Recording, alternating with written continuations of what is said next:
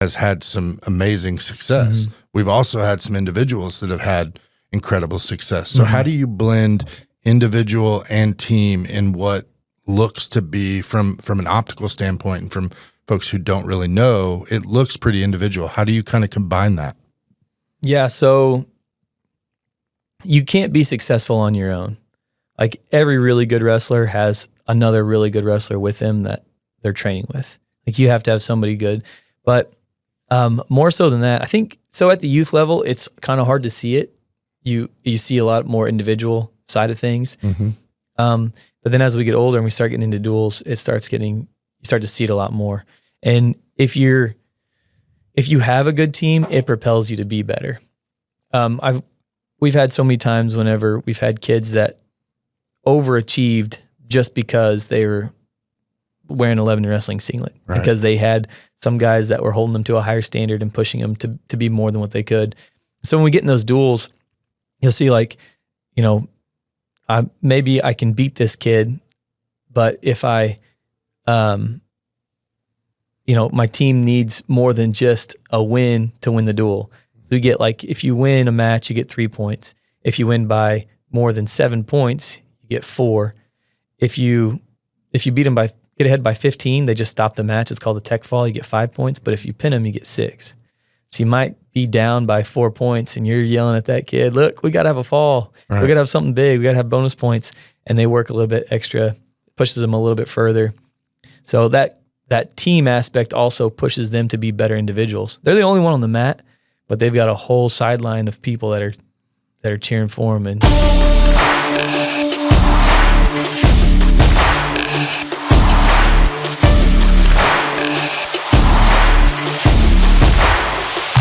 welcome to Jacket Talk on LEB TV.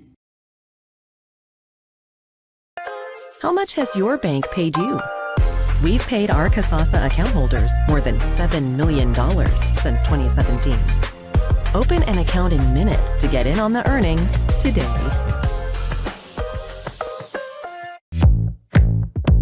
My name is Jaysha Connor, owner and nurse practitioner here at Ginger Wellness. I believe that sometimes healthcare does too much, and I believe that's where wellness centers can really bridge that gap and really give people some confidence in natural ways, healthier ways, to really improve quality of life and to get healthy.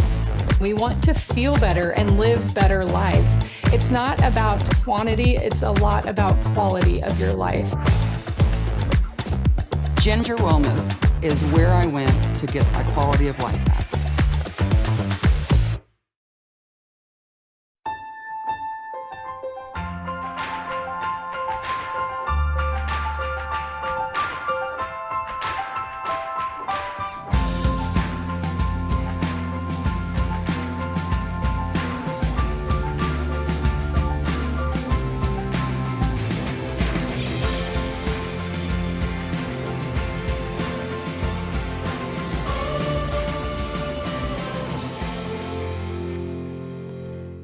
You shouldn't have to give up the hometown bank experience to enjoy modern convenience.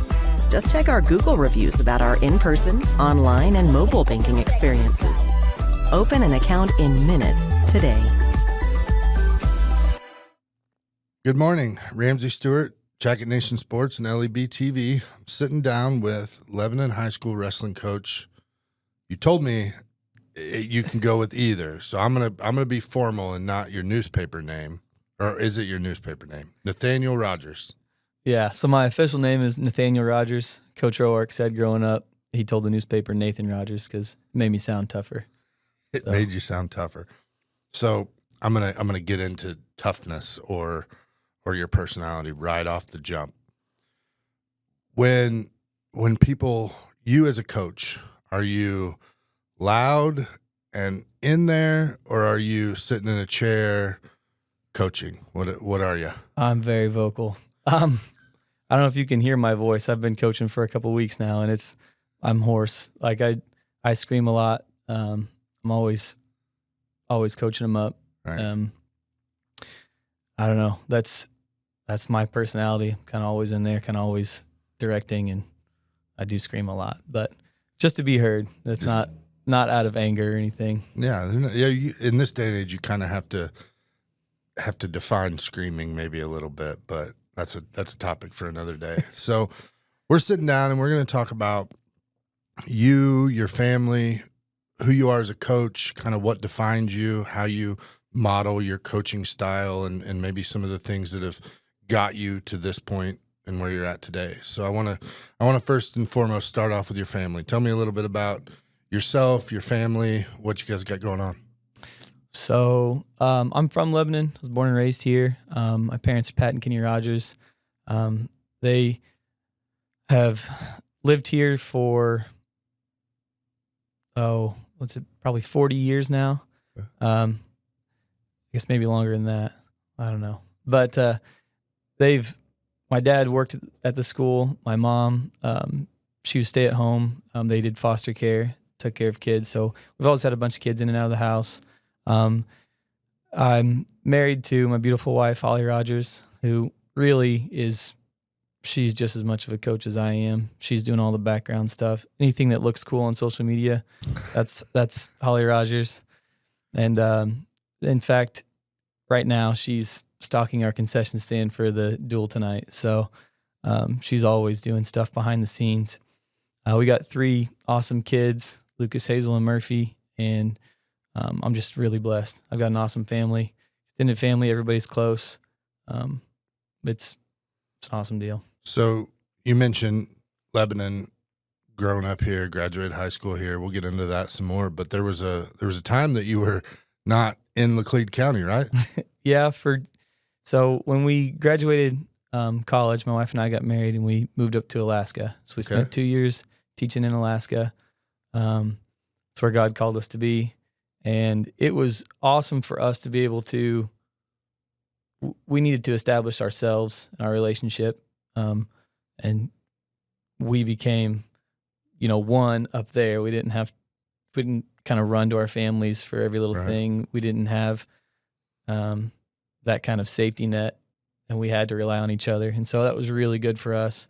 But we also knew that this was home, and we both knew when we went up there that we were going on an adventure, but we were going to come back here and settle in, dig in roots and stuff. Where at in Alaska? In a village called Alukanuk. Alukanuk? Yeah. All right. So obviously, probably folks aren't very familiar with Alaska, but we're looking at Alaska on a map. Like, where was Alukanuk, or where is Alukanuk? So it's on the west coast, on the Yukon River, about 8 miles from the Bering Sea. Okay, so you're almost to Russia, right? Yeah, not quite. Sarah Palin said she could see Russia from her backyard, but we never could see Russia. I gotcha. So now, Alaska, is it as bad, or what's the weather like there? Because I hear different stories, and is it like full darkness, or did you have that there? What's going on there? Yeah, so the coldest temperature we saw was -60. And those temperatures, you had to be completely covered. You had to have goggles on because your eyeballs would freeze open. Why were you outside at -60? We didn't see it much. Just like 1 or 2 days, we hit that temperature. And one day we were going to the airport, and so we had to get on an airplane in -60. But then most of the time during the winter, it would be somewhere between 0 and -40, kind of around there. And you just dress warmer, get on your snow machine. You can go anywhere you want. We had our first winter day yesterday, and it was terrible. I can't imagine. And that was 40 some degrees. Like, I'm not cut out for that. So what'd you guys do in Alaska? You mentioned it was kind of how you guys bonded and started your family, right? Yeah. Well, we didn't start our family till we came back here to Lebanon, but we taught and coached. I coached cross country and wrestling, high school, middle school, elementary. I coached NYO. That's our Native Youth Olympics. They're doing high kick, Alaska high kick, and weird kind of. Do they really wear the snowshoe things like we used to see as kids? They have those, or some people wear them occasionally. If you're going through powdery snow, you're gonna have to have them on. Right. But the village we had 3 miles of gravel, and that was our whole village, and it would stay packed down. So you could walk anywhere on there. You ride your snow machine anywhere you stay on the trails, you were fine.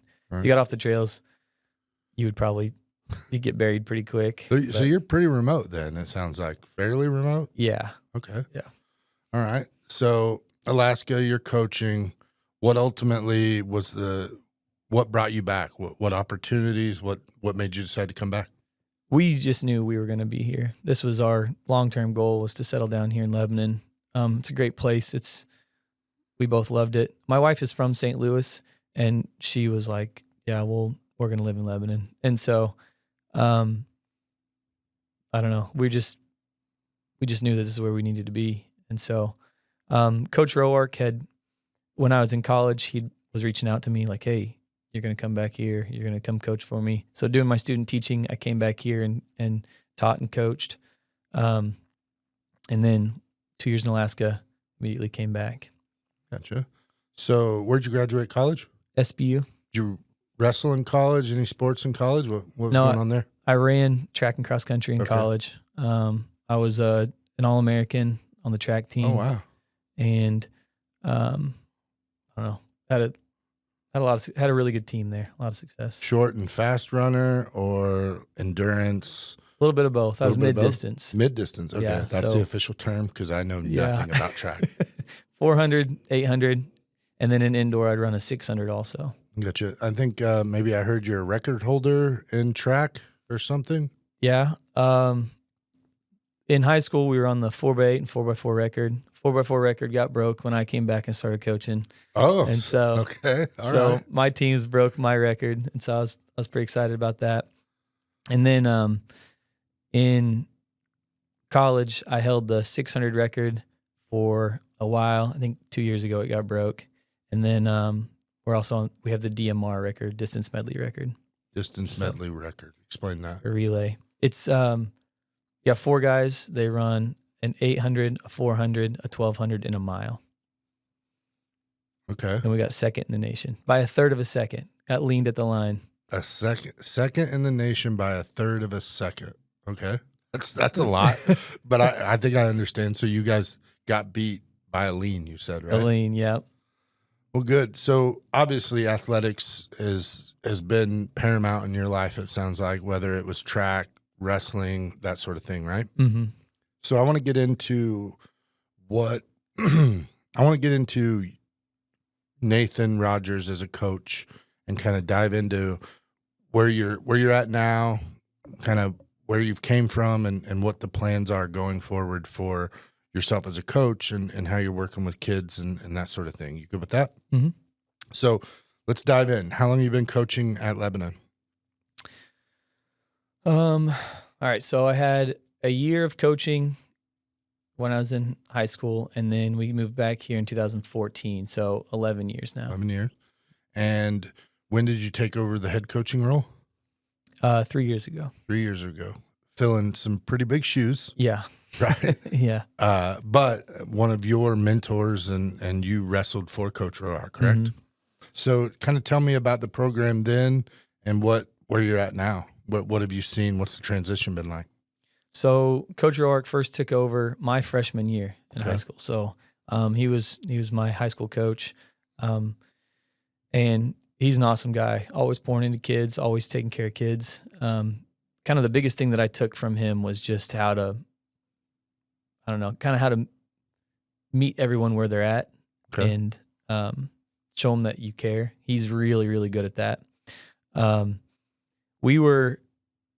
He's an awesome guy. He was super successful and really, really good at wrestling.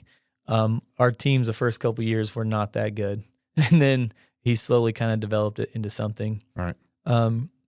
One of the big pushes he had was in Lebanon, for a long time, especially when I was in high school, there was a mentality of we don't have the athletes. Kind of ain't no animals, ain't no circus. Ain't no animals, ain't no circus. All right. So they said we don't have the athletes to compete with this school or that school, and Coach Roark did a really good job of bringing in some animals.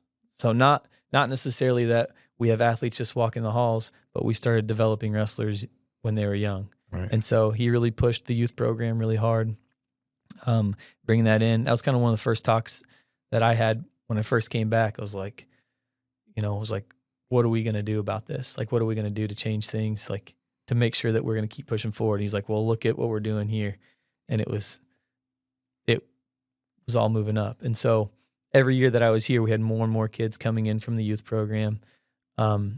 We had, and it's not just that those kids are the ones that are better. It's just with all their experience coming in the room, wrestling with kids every day, everybody gets better. Right. And so that was a big deal for us, is really pushing that. It's made a huge difference. And so we had some really successful teams there for a while. We still have a lot of really good kids coming in. We got another great freshman class coming in. It's just a testament to what that youth program has become. Now, the youth program, and I apologize, the only thing I can really compare it to that I know of, is it similar to the football program? Like, you guys have a finger on the pulse, but you guys have volunteers and coaches that kind of run it. Is that how that works? Yeah. So each year things can be a little bit different depending on who's coaching practices, how it's going. And so football is a little different. They have individual teams that play each other. It's all intramural. With wrestling, we're basically all one big team, and then we're going out and competing in tournaments against other places. So we have them all right now. Sometimes they're all in the same room. Sometimes we separate them by age group, depending on how many we have. And we've got different coaches. So right now we have a lot of really good youth coaches. Most of them are dads that they want their kid to succeed. They had a lot of wrestling experience, and so they're coming in, coaching up, not just their kid, but the others around them. And we also have, I'll help coach quite a bit. My kids are in the program. Jake Sobbing, he's awesome. He's on my high school staff. He's from Kansas City. He went to Park Hill, won state champs with them. He was all-state himself, and he was a Fargo All-American. And we have another guy, Mitchell Bolkin, who started helping us out this year. He just graduated from Mizzou. He was a varsity wrestler for them, state champ in high school. So we got a really cool staff. It's really cool that all of our kids get, coaching from high-level guys and guys that care about them. So how many? Let's kind of look at the numbers of what we're seeing in the youth side of things. Can you give us a number? Because they start how young? You can technically start at 4, but you can't compete until you're 5. Okay. And so really 5 and 6 is where they start.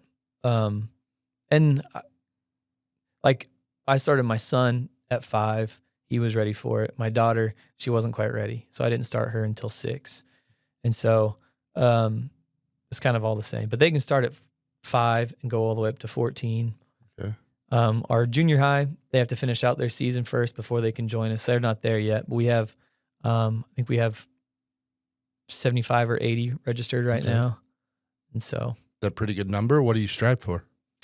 Yeah, it's a lot to handle that many. Yeah. But it's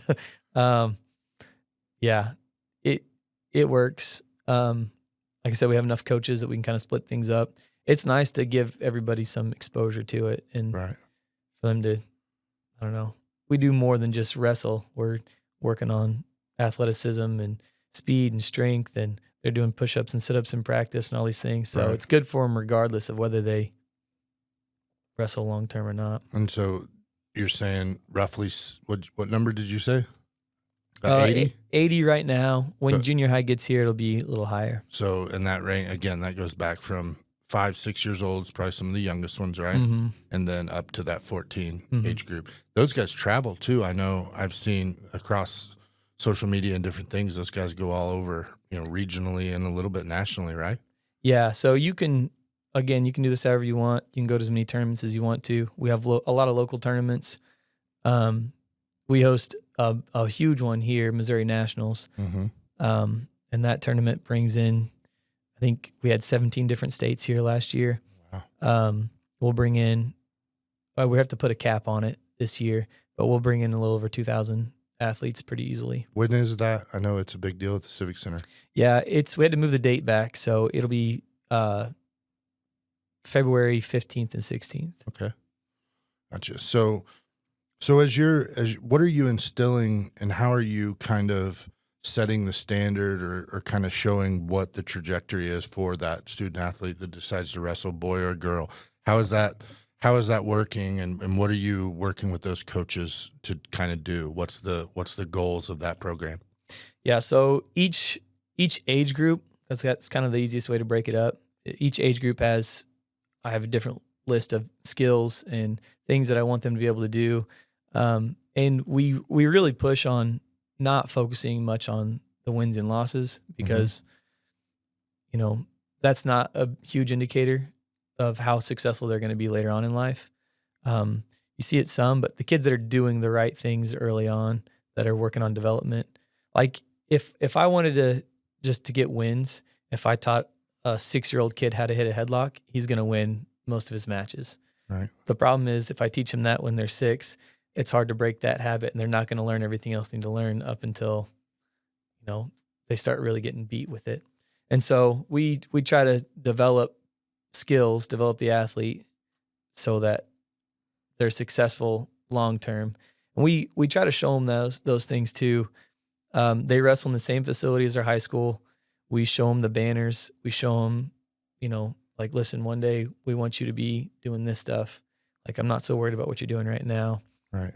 And I tell them my story because I used to be terrible at wrestling.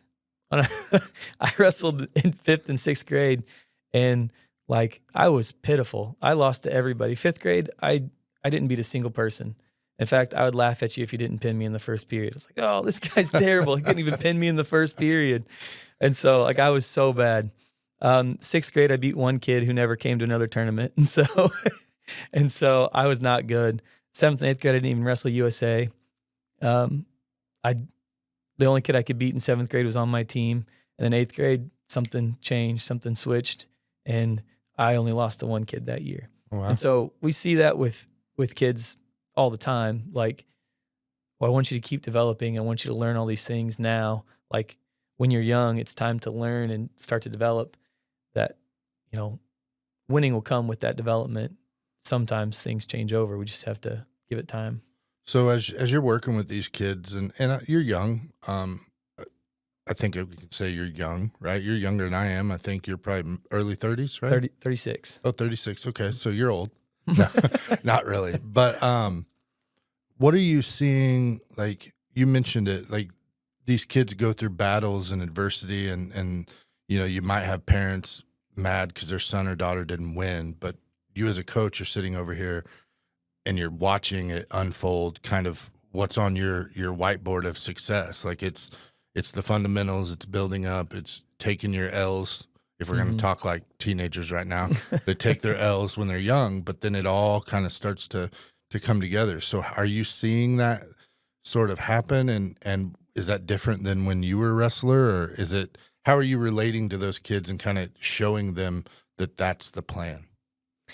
So, I mean, wrestling is the oldest sport in the world. Like, if you go back in time, you see that's where we started, and it's the oldest sport in the world. It's always kind of evolving, but it's also very cyclical. It's coming back and forth, and so the same things that I went through, these kids are going through the same things. But it's also, I think, more than just wrestling. And we always try to, every time we talk to the kids, we try to reframe it as like, you're not just doing this to learn wrestling. Like, we're doing this for life training. And I think wrestling is the best sport in the world that's going to train you for life. Like, it's going to put you in situations that like no other sport can put you in, that's going to prepare you for something else you're going to deal with later on in life. Dan Gable famously said, once you've wrestled, everything else in life is easy. And so what I always tell kids those stories, and I know kind of a personal one. My son, he's pretty talented. He got 4th 2 years ago. Last year, he got 3rd at state.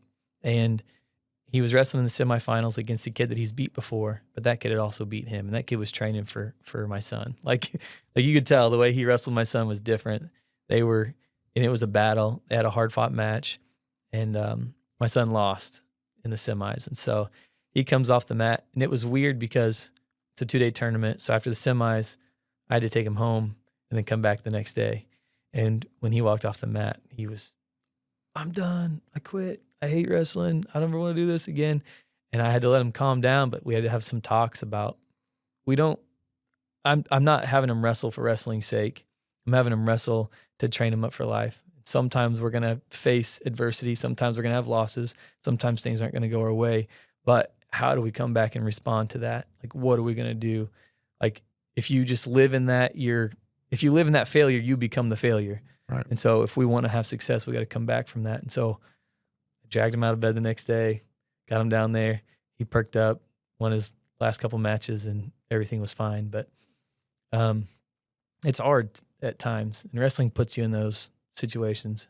Well, I think one thing, on one hand, there's so many different styles of wrestling, and I think we could probably sit down for a day long and talk about Greco-Roman versus freestyle and all that. I don't want to get into that too much today, but one thing, wrestling is a team sport, but it's also an individual sport, which makes it, I think there's a different element to how your brain works and how you approach that. How do you kind of do that as far, because you mentioned earlier, the team side of Lebanon has had some amazing success. We've also had some individuals that have had incredible success. So how do you blend individual and team in what looks to be, from an optical standpoint and from folks who don't really know, it looks pretty individual. How do you kind of combine that? Yeah, so you can't be successful on your own. Like, every really good wrestler has another really good wrestler with them that they're training with. Like, you have to have somebody good. But more so than that, I think, so at the youth level, it's kind of hard to see it. You see a lot more individual side of things. But then as we get older and we start getting into duels, you start to see it a lot more. And if you have a good team, it propels you to be better. We've had so many times whenever we've had kids that overachieved just because they were wearing a Lebanon Wrestling singlet, right, because they had some guys that were holding them to a higher standard and pushing them to be more than what they could. So when we get in those duels, you'll see, like, maybe I can beat this kid, but if my team needs more than just a win to win the duel. So you get, like, if you win a match, you get 3 points. If you win by more than 7 points, you get 4. If you beat them get ahead by 15, they just stop the match. It's called a tech fall. You get 5 points. But if you pin them, you get 6. So you might be down by 4 points, and you're yelling at that kid, look, we got to have a fall. Right. We got to have something big. We got to have bonus points. And they work a little bit extra, pushes them a little bit further. So that team aspect also pushes them to be better individuals. They're the only one on the mat, but they've got a whole sideline of people that are cheering for them. And I remember getting them ready. You said there's, so how many weight classes are there at the varsity level? 14. 14. And a lot of times you'll have one weight class wrestling at a time, right? Or is it kind of, is that how it works? Yeah. So in a duel, we'll have a lot of times, sometimes we have varsity and JV going, but a lot of times it's just one mat, and you've got just the 106 out there, and he comes off the mat, and then it's just the 113 out there. Right. But you got your team, all the guys that have wrestled. If you're in the middle weights, I think 189's a weight. Am Used I right? to be 190 now. 190. Yeah. They Yeah. moved it from 189 to 190. That seems a little bit. Well, they had to readjust the weights. All right. But those guys, if the 106ers wrestled an hour ago and the 190 guys wrestling, you guys are kind of lined up there, similar to like a football sideline. Like, you're right there in the action. You got the wrestlers coaching each other and kind of helping out. So you start to get that team. So as you've moved, I want to talk about what's changed in wrestling since you were in high school and you competed to kind of now. What are you seeing, and how are you adapting to that? It's like overall, or just on the team? Okay, so just wrestling as a whole, and how you're preparing student athletes for it. So when I was coming up, we had, like, if I wanted to learn extra technique, I had to go to a camp where somebody was going to teach me that, or I had a book of wrestling moves. Okay. We would look through the pictures and try to figure out how they were hitting those moves and try to work on that stuff. Now, like, this is the information age for wrestling. it's being shared all over the place. You can go watch YouTube. You can go every time you get on Instagram, you can watch new technique videos, all kinds of stuff. And so like there's nothing hidden out there. There's nothing that somebody should be hitting that you haven't seen before. And so the scope of what we're trying to teach them and what preparing them for has changed quite a bit. And we kind of know styles of teams. And so like when we're getting ready to wrestle this team, we're going to work on this a little bit more. But just the amount of information out there about wrestling is crazy. Is it evolving, or is it changing as far as like, in other sports, in basketball, we've seen maybe a move to a little bit more of an outside game. You don't have those big guys in the middle. Is that changing in wrestling, or is it still kind of wrestling? Yeah, there's always changes. And there's always guys that come in and do something that they're so successful at doing that thing that people are like, okay, we've got to adapt. We've got to pick this up. Ben Askren at Mizzou was known as Funky Ben Askren because he would just roll and twist and get into weird positions that people weren't ready for, but he knew the way out. And so like he was one that kind of changed the game. People had to start adapting, and now we have to teach these things now. We have to teach kids how to scramble and get in these weird positions and what you're going to do from there.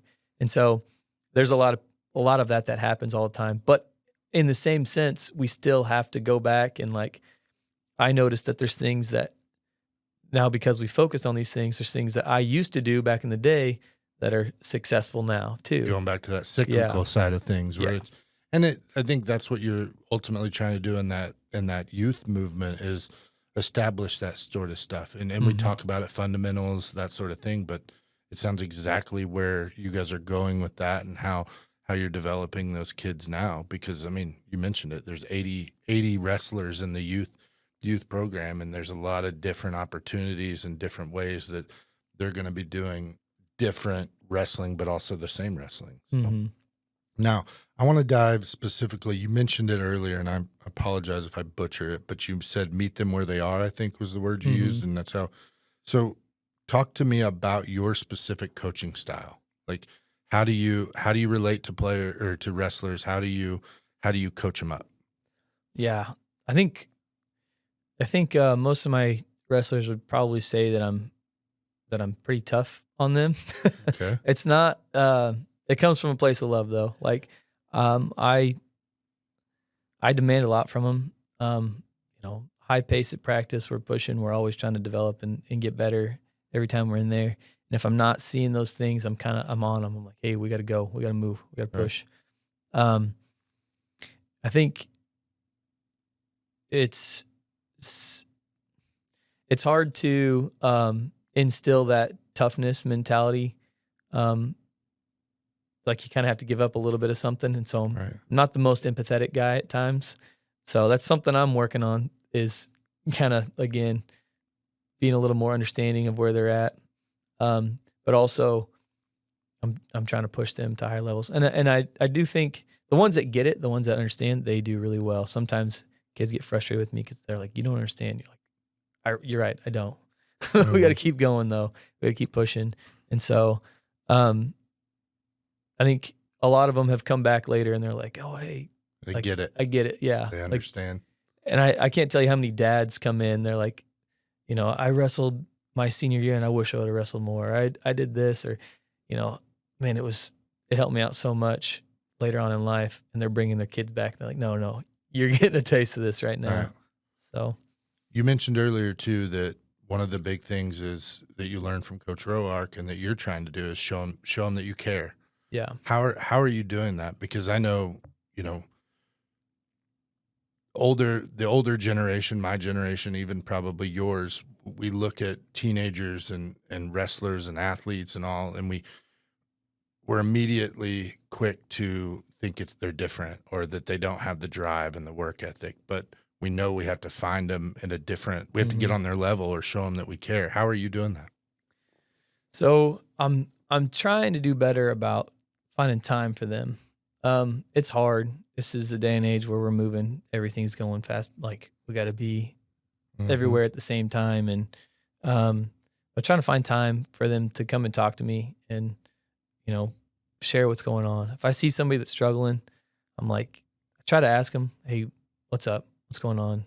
Let's figure this out. You know, like, I don't want to see them suffering like from anything. And so I try to find time to do that. Again, it's hard, but I'm working on it. Coach Rourke was really good about finding those kids, those ones that needed him, that needed a little extra, maybe a father figure or something like that. He was good about giving them time. They would spend. There's all kinds of kids that they're in his classroom all the time. Right. Just wanted to talk to him, or hanging out with him in the summer, things like that. He's taking kids out to eat, their family, just because they needed that. Right. And so he was really good about that. And that's something that I strive to do better. But just kind of spending time with him.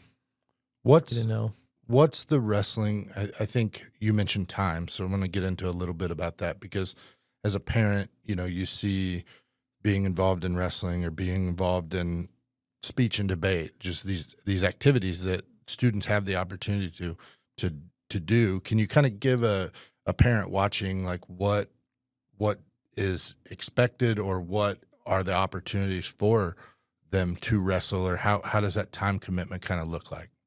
Yeah, so it can range. You can wrestle just during season.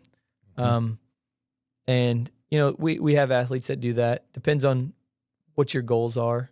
If you're wanting to be all state high level, it's hard to do that by just wrestling during the season, though. So we try to provide as many opportunities as we can. We provide at least one camp at the field house that kids can go to. Youth camps, will provide those too. We take a team up to team camp at Mizzou. I have summer practices. I have preseason practices, and as much as Misha will allow me to do, I'll schedule practices and times for them to get in there. I even was going as far as for the fall sport athletes, just to give them a chance to stay sharp, to get some reps in. I was doing a Sunday afternoon practice for those guys to come in, get some reps in. And so I try to do everything I can, just provide as many opportunities for them to reach whatever level they want to get to. So it's safe to say there's an opportunity to make it a year-round thing. There's an opportunity to be seasonal, right? Yeah. Gotcha. So now I want to get into just a little bit of a preview for this year and kind of what we're looking for. I know we're going to be involved in a couple of events. We're going to try to our best, but kind of tell us about the team this year. What you got coming back? I know you guys just announced your captains yesterday, I believe, right? Yeah. So we actually have a pretty young team. Okay, you mentioned that freshman class coming up. We've got a big freshman class that came in. There's a lot of kids that were really successful throughout junior high and USA in that class, and we expect that to continue. We had several guys that were all state or even a couple state champs last year that are coming back. And then we have Caleb Branch coming back, state qualifier for us last year. And then Micah Perryman and Avery Starnes have been state qualifiers in the past. And so we've got a lot of great wrestlers throughout our whole lineup, and guys that haven't had a chance to make a name for themselves yet that will this year. They're gonna do something special. So you mentioned tonight kicks off the Black and Gold Duel. Mm-hmm. What is the Black and Gold Duel? So we have wrestle-offs to determine who are varsity and JV. And that changes, right? You do that every week or every other week? Not every week. We'll do it when we find time in our schedule. And so we'll have some wrestle-offs here or there. We let kids challenge. So anyway, tonight we're going to establish the varsity lineup. So it'll be the top two at each weight will wrestle each other. The winner is our varsity guy. The loser's the JV. And then that's how it is for the first tournament. After that, when we get time, if somebody wants to challenge, so say the JV guy says, I think I can beat that guy now, he can challenge him. And then if he beats him, he gets that spot. And so, we try to make it as fair as possible. There's not as many politics now because I'm not picking this kid over that one. They've got to duke it out. We're going to see who's the best. So Black and Gold Duel tonight kind of establishes the team and varsity, junior varsity. You mentioned first tournament. When's that? Yeah, so we go to Francis Howell North on December 7th. Okay.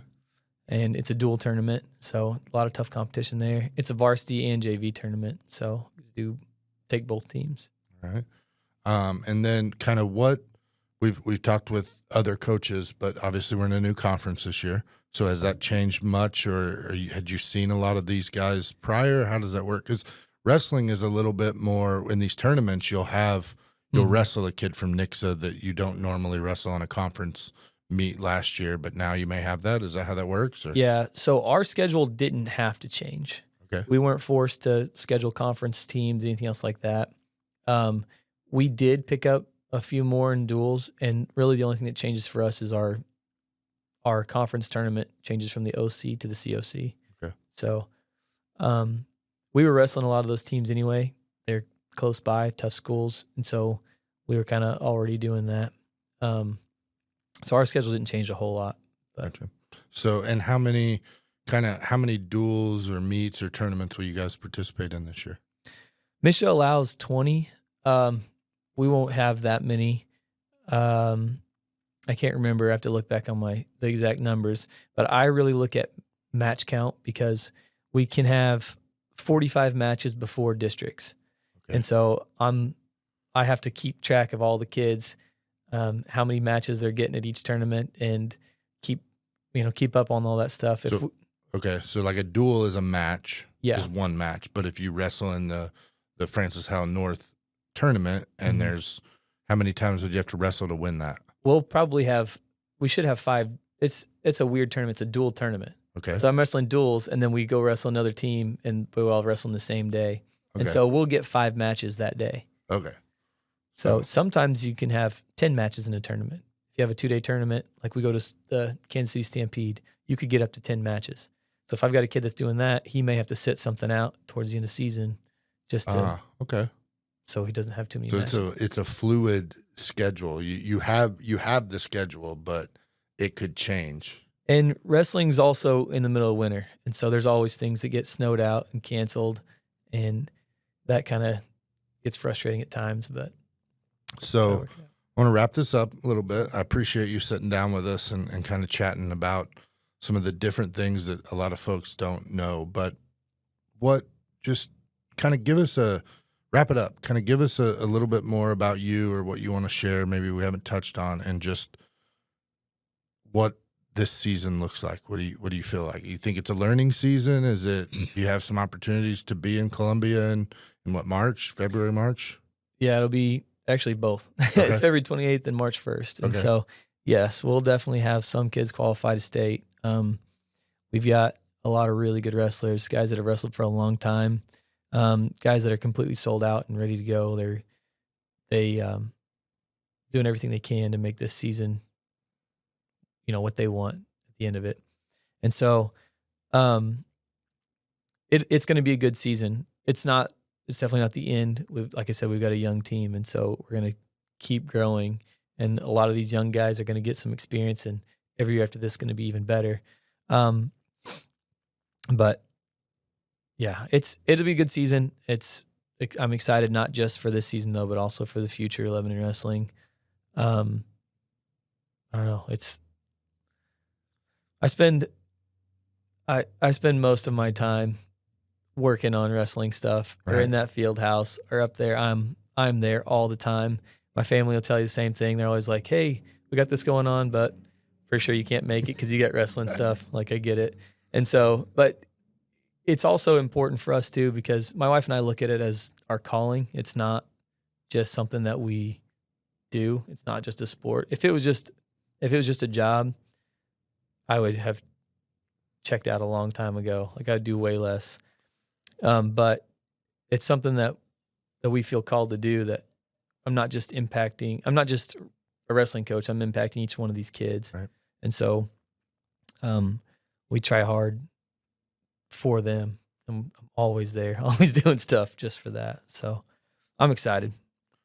Well, I'm excited. I'm looking forward to it. I know we talked a little bit. There's one duel that we're hoping to be at, and we're gonna do our best to put these kids out there and kind of show them what's going on.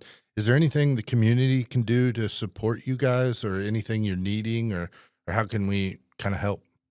If you've never been to a duel at the field house, that place gets rocking. Really? We get in a tough duel, exciting matches going. I mean, that place gets so loud.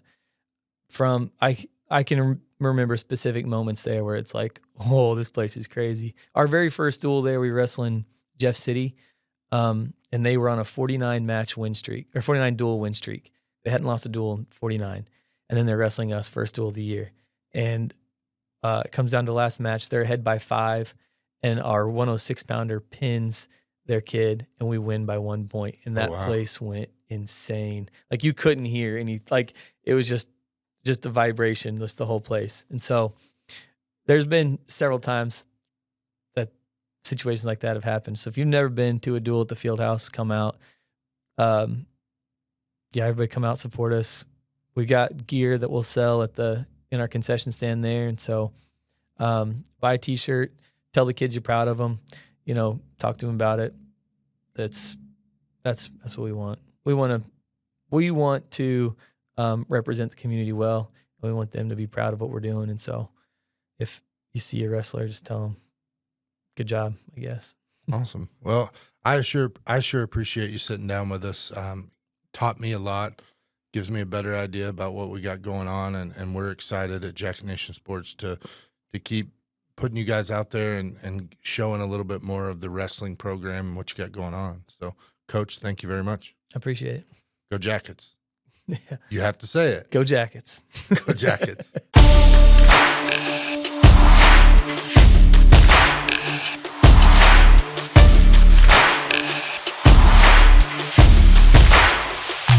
Welcome to Jacket Talk on LEB TV.